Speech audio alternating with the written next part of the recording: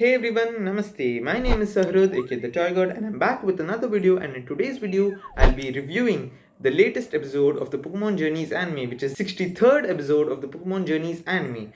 And may I say that this episode, although was a filler, only one Pokemon took the spotlight away, and you know who it is. So without further ado, please like this video, subscribe if you're new, comment your opinions below, and with that out of the way, roll the intro.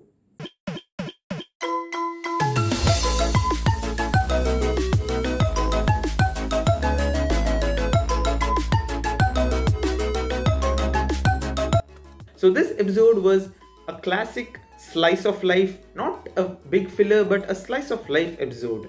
We see Eevee, Ash and Go interested in a water race that happens in Lilico City in Hoenn region, and they're eager to go there. Chloe wants to go and research about Vaporeon because it is one of the evolutions, and it looks like Chloe wants to research about the evolutions. So they go to Hoenn region because the Vaporeon's trainer happens to be Chris's classmate from university. Well, that's a great time. When we reach the Hoenn region, we get to see the trainer of the Vaporeon, and it so happens that the next day is going to be the Kids Marine Athletics competition, and Ash and Go and Chloe want to participate in that as well. Ash uses his water type DRACOVISH, and may I say that DRACOVISH is now clinging towards Ash. It is biting off its head, just like how Gibble does, just like how Corphish does, just like how Totodile does. So it's giving me major Corphish, Totodile and Gibble vibes. And not only that, but it looks like it is following James's strategy as well with Carnivine, Cacnea and Victreebel. So it is going to be a decent Pokemon for Ash. It's going to be a running gag, I believe.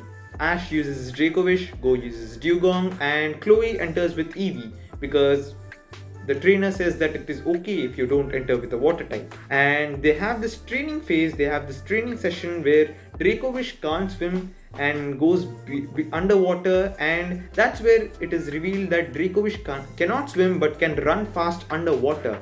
And suddenly the opening theme plays, and may I say that this has to be a good time to play the opening theme because it was amazing and it was on point.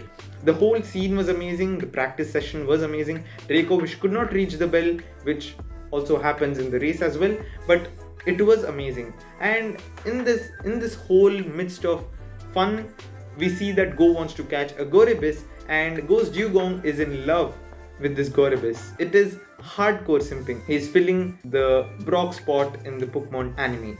Now later, after the practice session, we get to see a fun interaction between the main characters and the Vaporeon trainer, and a backstory as to how the Vaporeon trainer's EEVEE evolved. It is shown that the EEVEE is interested in riding waves, and hence it chose to be a Vaporeon after giving the Water Stone, which inspires Chloe. And Chloe is also undecided. Just like EEVEE, Chloe is undecided on what path to take. And I think it is a perfect way to say Chloe and EEVEE are like metaphors to each other, or should I say EEVEE is the perfect metaphor for Chloe because EEVEE is undecided on what path it should take, and so is Chloe. The next day we see our gang competing, and not only is our gang competing, but we also get two secret people. If you have watched the anime so far, you will also notice that two people from episode, I believe 35 or something, so they make a return here as well. They don't explicitly mention it, but I think it's a small Easter egg for the hardcore audiences to see. And as the race continues, DRACOVISH is going underwater and continuing its race. DEWGONG is also continuing, and when the race is almost going to finish, we see DEWGONG simping for Gorebyss. Again, he spots a group of Gorebyss, and when he is about to simp for the Gorebyss, he sees a Huntail, and like a possessive lover we all are, he tries to attack that Huntail who is chasing the Gorebyss, and that's where the conflict starts. In the meanwhile, Ash, Go and DRACOVISH finish first, and since Go did not come with his DEWGONG, it seems like Ash has won the race, which is a good thing. I mean, DRACOVISH is fast. Ash should use DRACOVISH more often. We see that Chloe and EEVEE also go to rescue DEWGONG, which the Huntail knocks them, and they head inside a cave, and The Huntail uses Stone Edge or Rock Tomb to block the cave's entrance and literally tries to kill them by slamming the cave. Vaporeon comes and battles Huntail while Ash tries to save them. Ash commands DRACOVISH to use Water Gun, which, come on guys, Water Gun is the weakest water move, and Ash using it it's really bad. It's really bad. To which I agree, because Ash hasn't used DRACOVISH until now. So, which is a fair argument. Now Ash literally makes up Fish's Rend. Ash literally commands DRACOVISH to use a move that it has never used before. They literally make up Fish's Rend, and I'd say Ash invented the most broken meta game move ever. And they clear out the cave and the battle happens. Vaporeon uses Hydro Pump, EEVEE copycats and uses the Hydro Pump back at Huntail, and they knock out Huntail. And later we see DEWGONG apologize to Huntail, and Gorebyss again, just like episode 57, when people think that it will go to the main character, it goes to the side character. So Gorebyss, instead of going to DEWGONG, goes to Huntail, which is understandable because they both are from the same evolutionary line. I mean, come on DEWGONG, you have a better chance, you'll get a better person, just like Brock did. And that's where the episode almost ends.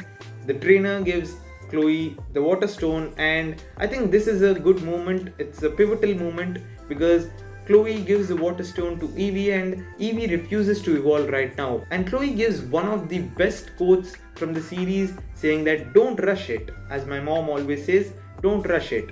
And that is a pretty great quote to end off, and it speaks for itself.